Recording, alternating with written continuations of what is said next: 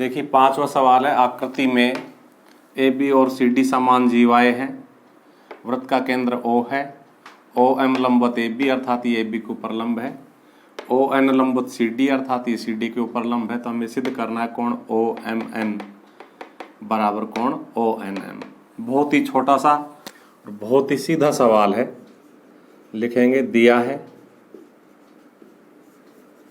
क्या दिया हमसे, ए बी बराबर सी डी, और क्या दिया है, ओ एम लंबवत ए बी, और क्या दिया है, ओ एन लंबवत सी डी। तो हमें क्या सिद्ध करना है, हमें सिद्ध करना है, साफ साफ लिखा हुआ है सवाल में कि क्या सिद्ध करना है, कोण ओ एम एन बराबर कोण ओ एन एम। उत्पत्ति बहुत ही सीधा सवाल है।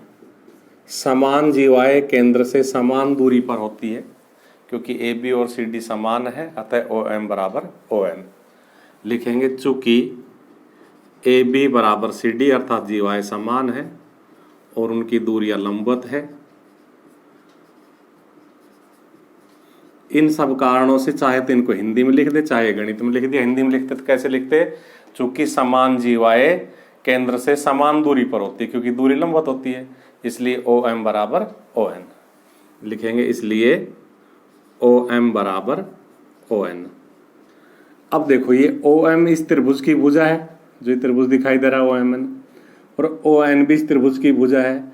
और किसी त्रिभुज की अगर दो भुजा हो तो उन भुजाओं के सामने के कोण भी बराबर होते हैं। इस भुजा के सामने का ये कोण और इस भुजा के सामने का ये कोण भी बराबर हो जाएंगे।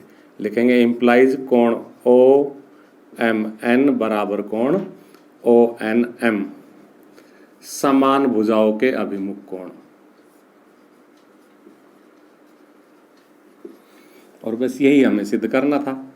तो बहुत ही सीधा और बहुत ही छोटा सा सवाल है, 2 नंबर का या 4 नंबर का एग्जाम में आ सकता है। बढ़िया सवाल है।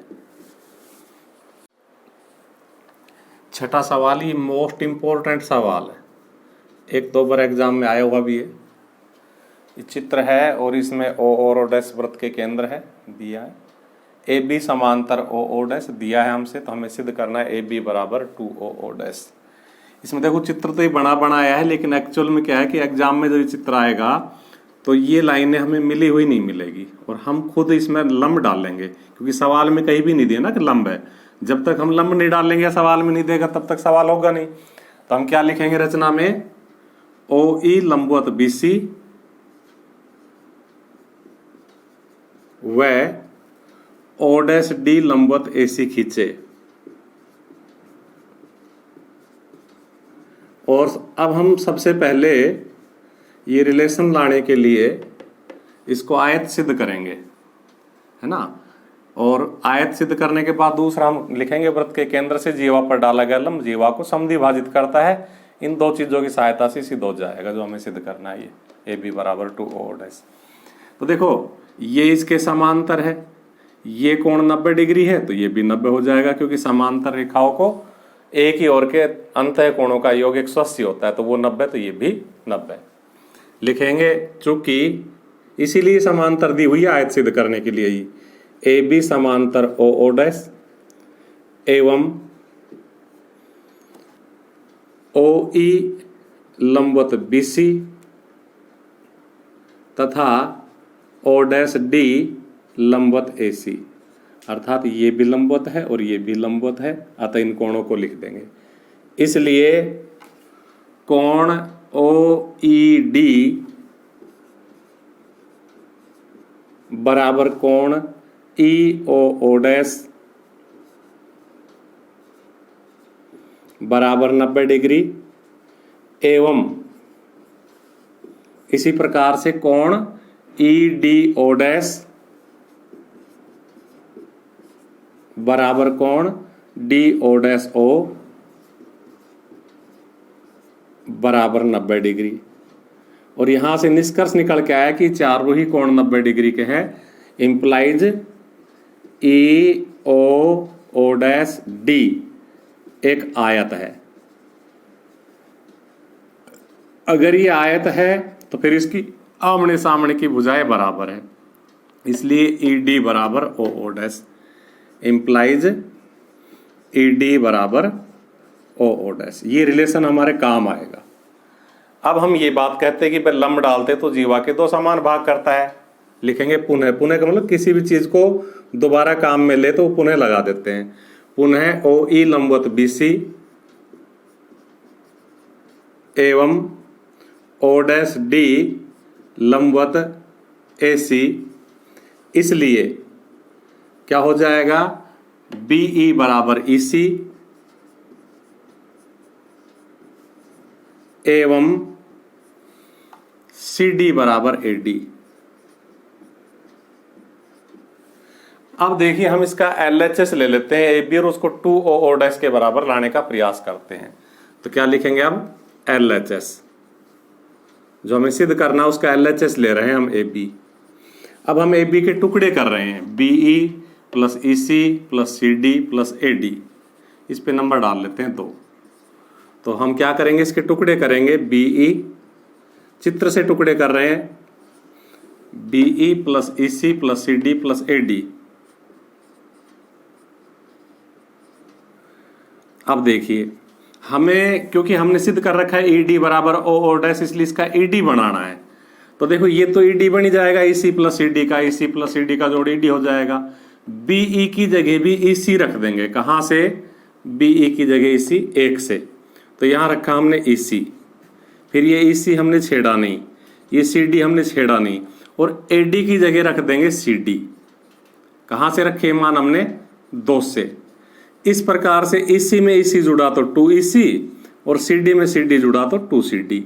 इसी में इसी जोड़ा 2 इसी, सी डी में सी डी जोड़ा 2 सी डी। अब हम 2 कॉमन ले लेंगे। ये मैं इम्प्लाइज लगाने लग गया, ये बराबर के निशान है क्योंकि समीकरण में लगता है इम्प्लाइज। तो 2 कॉमन ले लिया हमने, इसी प्लस सी डी। अब 2 और इसी में जब सी डी जोड़ेंगे, इसी में सी डी जोड़ेंगे तो क्या बन जाएगा, ई डी बन जाएगा। और देखिए हमने ई डी को किसके बराबर सिद्ध किया हुआ है, ओ ओ डैश के। तो बराबर 2 ओ ओ डैश, कहाँ से, 1 से।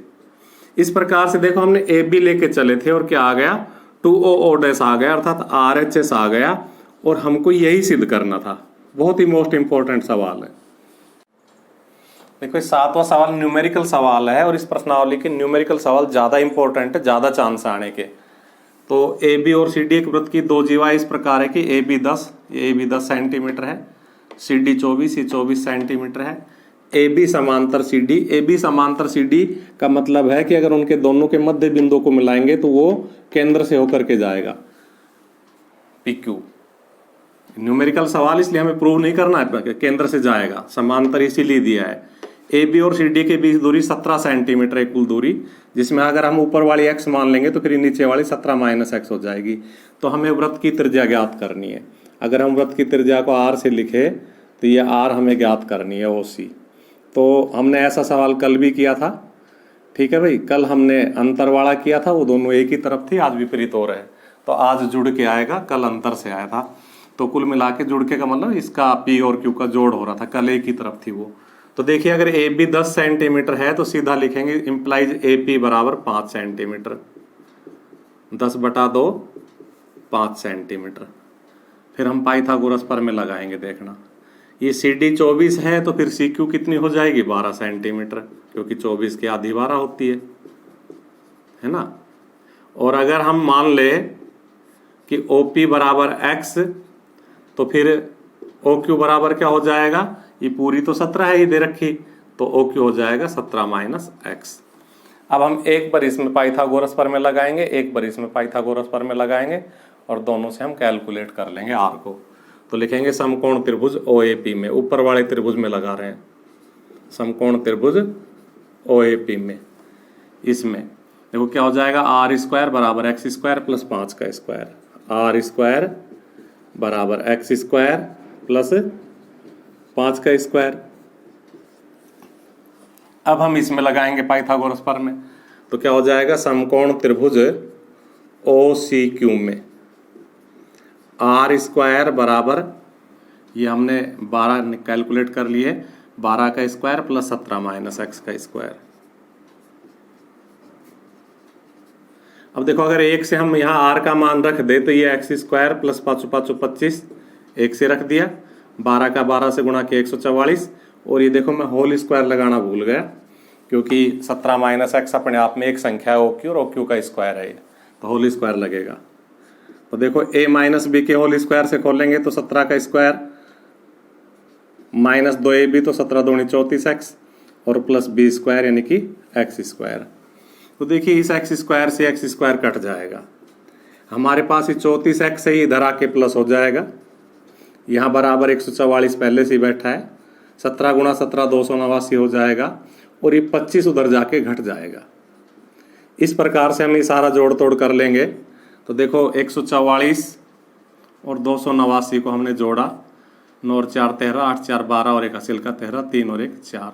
इसमें से हमने 25 घटाया क्योंकि 25 घटा का है, 13 में से 5 गए तो 8, 0 और 4, तो हमारे पास 408 बचा। और हमें x चाहिए तो 34 यहाँ गुणा हो रहा है, इधर आके क्या हो जाएगा, भाग हो जाएगा, और हम 34 का भाग देंगे, 34 एकम 34 और 34 दूनी 68। ये x का मान हमारा 12 सेंटीमीटर आ गया। ये समीकरण 1 में रख देंगे तो त्रिज्या आ जाएगी। लिखेंगे x का मान 1 में रखने पर। इंपॉर्टेंट सवाल ये भी आपको ध्यान से देखना है। तो r स्क्वायर बराबर x की जगह 12 का स्क्वायर, क्योंकि x का मान रख रहे हैं तो x की जगह 12 का स्क्वायर प्लस 5 का स्क्वायर। ऐसा पता नहीं आप कितनी बार करोगे जीवन में, इसलिए मैं डायरेक्ट कर रहा हूँ। 144 12 का स्क्वायर 5 का स्क्वायर 25 का अंडर रूट 169 का अंडर रूट 13 सेंटीमीटर। अंत में लिख देंगे अतः वृत्त की त्रिज्या। अगर सवाल समझ में नहीं आए, कैलकुलेशन समझ में नहीं आए, तो आप करके ज़रूर देखें, ज़रूर समझ में आएगी। करोगे नहीं तब तक समझ में नहीं आएगी।